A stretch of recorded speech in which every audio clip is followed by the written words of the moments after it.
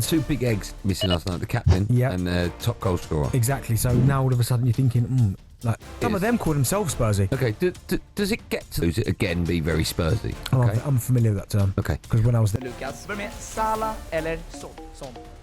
Son eller Mbappé? Son eller Haaland? Son. 손흥민의 이적이 우리 라코룸에는 정말 엄청난 손실이 될 것이다. 틀림없다. 하지만 축구계에서는 언제나 새로운 인물이 손실을 대체해야 한다. 우리 팀은 예를 들어 메디슨 클루셉스키, 솔랑키가 해야 할 것이다. 그 멤버면 지옥이다. 차라리 베리발 본인이 메워야 할지도 모르겠다. 우리에게도 큰 손실이다. 나에게 그의 경기력은 아무 상관도 없다. 나는 그가 60살까지 뛴다고 해도 괜찮다. 하지만 빌어먹을 우리 팬층의 상당수는 손흥민에게 등을 돌렸다. 바보 같은 애들이다. 멍청함을 넘어서 배은망덕하다. 모든 엔제 안티들이 손흥민을 혐오하는 것은 아니지만 모든 손흥민 안티들은 엔제도 같이 혐오한다. 나는 이렇게 나쁜 시즌 결과를 낸 감독을 지지하지 않는 것을 완전히 이해한다. 하지만 비판을 넘어 합대하는 것은 결코 이해가 안 된다. 그리고 나는 많은 사람들이 최근에 팀이 이런 어려운 상황을 겪고 있는데 베리발이 우리와 장기 계약을 체결한 것을 결코 잊지 못할 것이라 극찬하는 모습을 봤다. 근데 많은 사람들은 손흥민이 세계 어느 팀이든 이적할 수 있던 시기에도 우리 팀을 선택해준 고마움을 잊고 있다. 그는 페이스를 한 단계 잃은 것 같긴 하지만 지금도 월드클래스이고 여전히 빛나는 순간들을 발견할 수 있는 선수다. 가장 중요한 것은 그는 우리 클럽을 위해 모든 것을 쏟아부었다는 사실이다.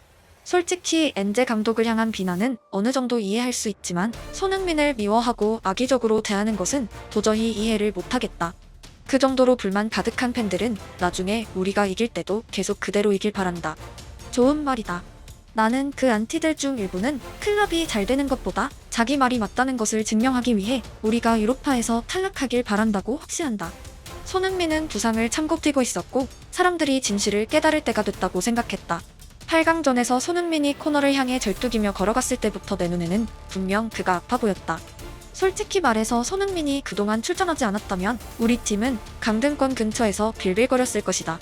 나는 축구계의 예언자인데 그는 다시는 골든 부츠를 따내지 못할 것이다.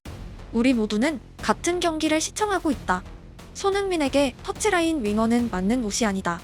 터치라인 윙어가 마지막으로 골든 부츠를 수상한 것이 언제였을까? 그리고 골든 부츠 수상자가 터치라인 윙어로 밀려난 전례도 없다. 정말 공감 가는 말이다.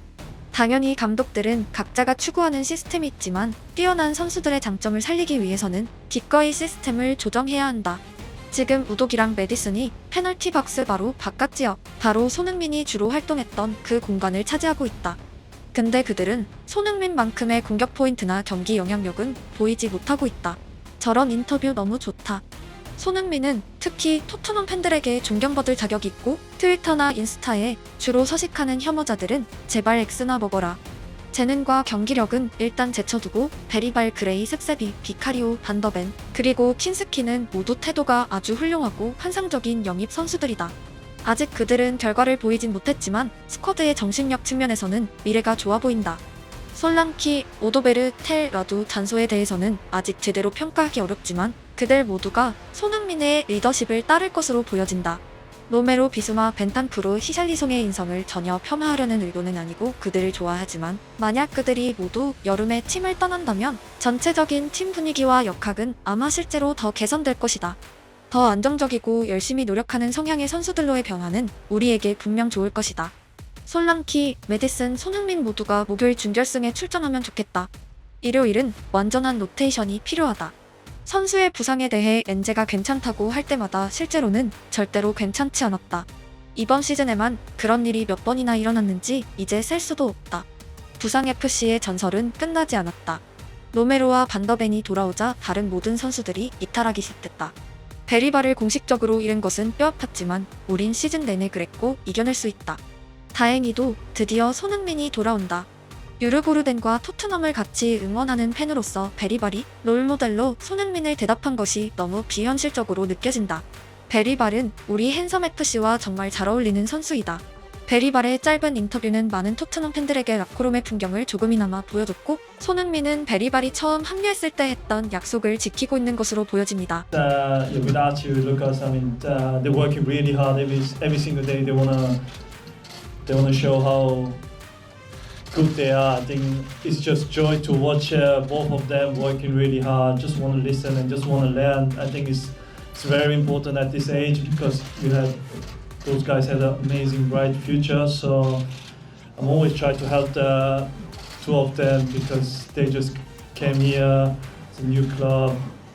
Probably need a little bit of help from me, and yeah, it's just joy to watch them, you know. And every day, every single day, they impress me by attitude, by training. 손흥민이 어린 선수에 대해 말할 때 보이는 특징은 재능보다 더 큰 목소리로 태도와 노력을 강조하는 부분입니다.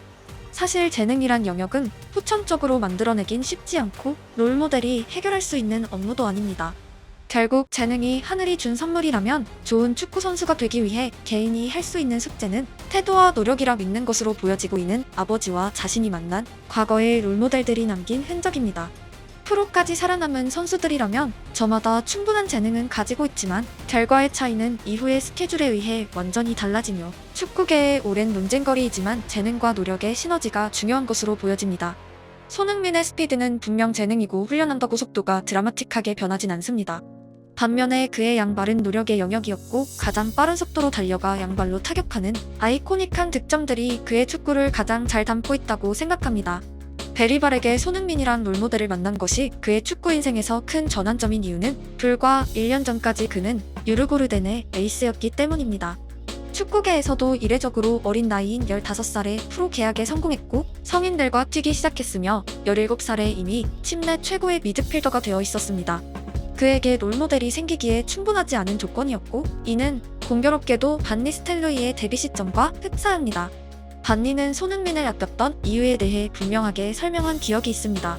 내가 손흥민 나이였을 때는 내게 조언해주고 지도해줄 선배가 없었다. 손흥민을 위해서는 내가 그런 역할을 해주고 싶다. Changed them really early. As soon as a good came, then I just felt like couldn't believe, you know. Were you like, starstruck? I was like shaking it, you know. Like I was sitting in the changing room, to be fair, and then as soon as when he turned up, I stand up straight away. And then I shake his hands, and then he said, "How are you?" And then I say, "I'm good." And then I had an unbelievable pre-season. I broke my foot, and I was in the crutch. Next day we had like a team picture.